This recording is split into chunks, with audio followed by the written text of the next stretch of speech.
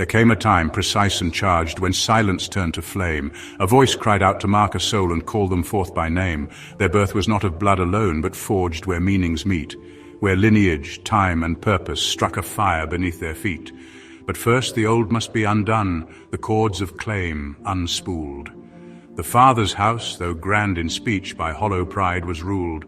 So severance came like falling axe to clear what could not stay, that from the ruin might arise a truer kind of way. Then one was given David's key, the emblem in the hand. The symbol met the living soul, and both could rightly stand. What he unsealed none could resist, what shut remained so bound.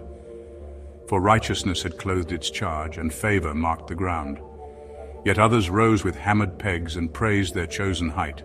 They fixed their thrones in places firm and crowned themselves in light. But underneath the crack ran deep. The honor was a mask, a borrowed steadiness that could not bear the coming task. The house was hung on one alone, and none would share the strain. Each vessel leaned upon his name, yet none bore out the pain. And though he stood with stoic pride, the walls began to shift.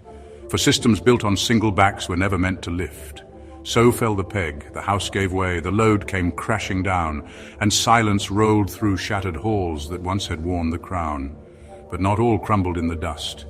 The rock beneath remained, the place they'd used but never known, the one no king had stained.